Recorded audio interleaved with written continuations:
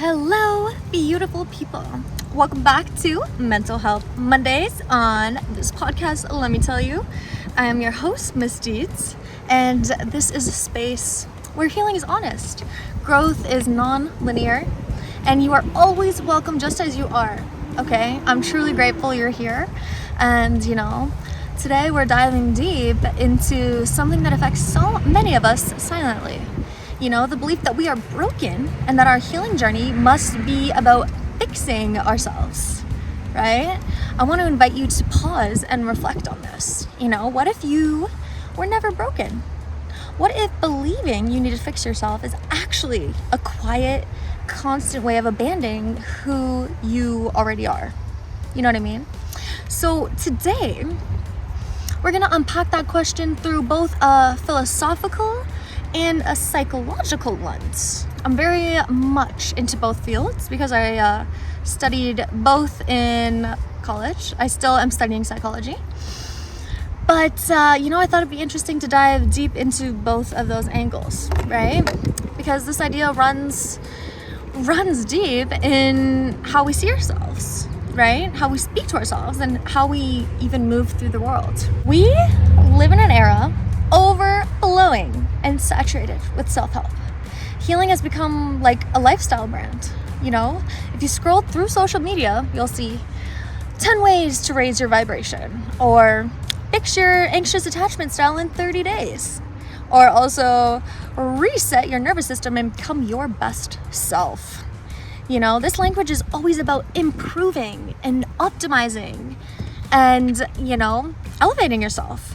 And while growth is beautiful, it often delivers a harmful message, that you are not enough as you are. So Carl Rogers, he was a pioneer in humanistic psychology. He believed that true change occurs only when individuals feel deeply accepted as they are. So he called this unconditional positive regard. So essentially, the only way to heal is when you truly accept yourself for who you are and you realize that you don't need anything external to fix you. You know what I mean? So you basically just have to get back to your authentic self and accept that, right? When healing is rooted in shame, in the belief that we're fundamentally flawed, right? We're not healing, we're performing, we're shape-shifting. Deep down, we are rejecting ourselves over and over again. You know what I mean? So in retrospect, this type of feeling is not helpful in the long run, right? It's actually damaging. So let's get into the psychology. So one of the main drivers behind the need to fix ourselves is shame. So Dr. Brené Brown basically defines shame as the intense feeling of pain when we are unworthy of love and belonging. You know what I mean? So it whispers, I'm not good enough. I'll never be enough. Or there's something wrong with me. Shame is closely tied to trauma, especially early developmental trauma. So if your emotions were invalidated, or your needs were unmet, or you were told you were too sensitive or too loud or too much, you likely internalized those messages, and now that has become your inner critic voice inside your head, right? So your inner critic has grown louder over time. And so you spend your whole adult life trying to fix the version of you that wasn't broken, just deeply misunderstood. And this cycle will keep repeating itself until you make a change, until you are aware of that, right? So, philosophers have long debated of the nature of self, right? I took a philosophy course last year, and I learned in ancient Greek philosophy, Socrates emphasized that self-knowledge was the key to virtue and peace. He said, know thyself. But what happens when the self you come to know is shaped by trauma and social expectations and shame, right? That self has been suffocated from its natural state due to all of the pain it has endured. Is healing about becoming someone entirely new? Or is it about remembering who you were before the world taught you who to be? Should I say that again, guys? Is healing about becoming someone entirely new Or is it about remembering who you were before the world taught you who to be? I believe it is the latter in this situation. You know what I mean? And some of us spend our whole lives trying to become someone completely new because that's what the world has basically brought on to us. You know what I mean? Has pushed onto us that we have to be this person, we have to look like this celebrity, right? But you have to just be yourself. Whatever makes you feel happy, you do, okay? Eastern philosophies, such as Buddhism, basically view the self as fluid, as interconnected, as ever evolving. You know, there's no rigid, fixed identity to repair. There are just simply layers to peel back, just like a little onion. You know, we're basically onions. We just have to peel those layers back, and it's like patterns to unlearn and truths to return to, right? This is so imperative to come to the realization because we're always told that we have to change ourselves to become our best versions, when in reality we should be focusing on unlearning these traits that we have learned over time that can actually be destructive to us. And we have to get back to our genuine selves that were never tainted. You know what I mean? We have all been tainted by society's expectations or the judgment that has been put upon us. You know, we have been taught we have to look a certain way, or else we will get judged, right? But here is the reframe I want to offer you today. Healing isn't about fixing what's broken. It's about coming home to what's always been whole, okay? You are whole just as you are. Finally coming to peace with yourself and realizing you don't need anything external to make you truly happy, okay?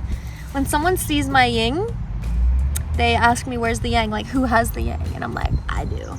Because I am a whole person myself. I am whole just as I am. I don't need anybody else to complete me. And that's what everyone else needs to learn, is that you don't need somebody else to make you feel whole. You know, to give you validation, to make you feel like you are enough. You are enough just as you are, and you have to realize that. You have to be comfortable with yourself if you want to be comfortable with anybody else. And that is the real truth. That's the hard truth of life. You gotta be content with who you are, right?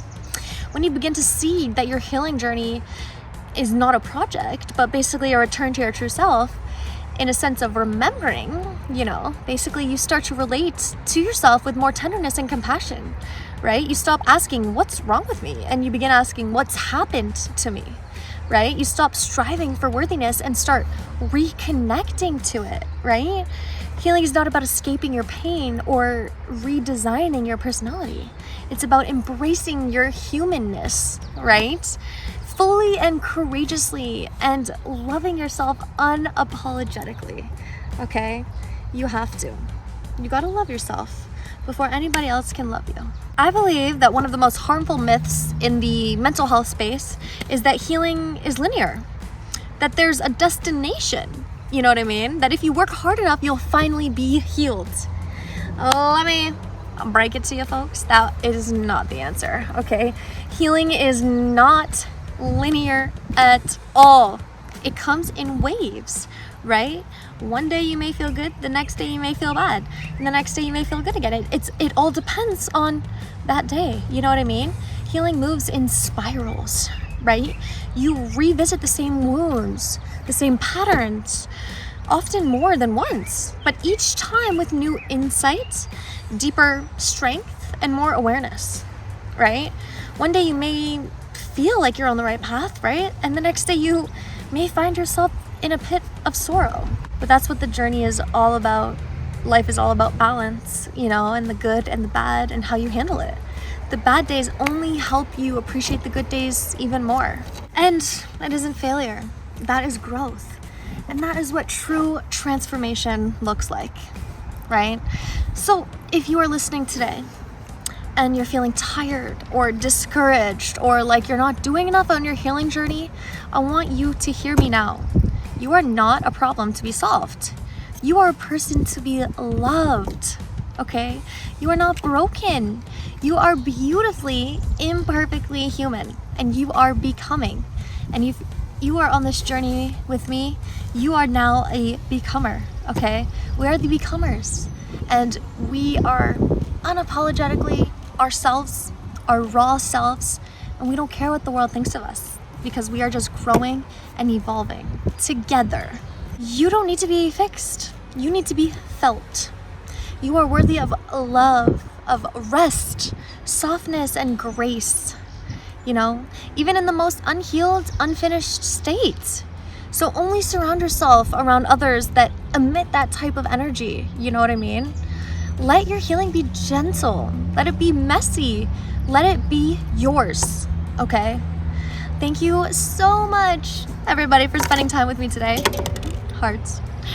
If this resonated with you, please share it with someone else who might need it. You know, and remember, your healing is not a race. It's a homecoming, right?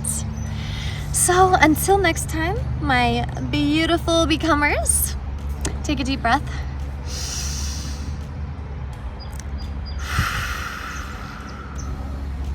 Breathe in that good ass prana, baby.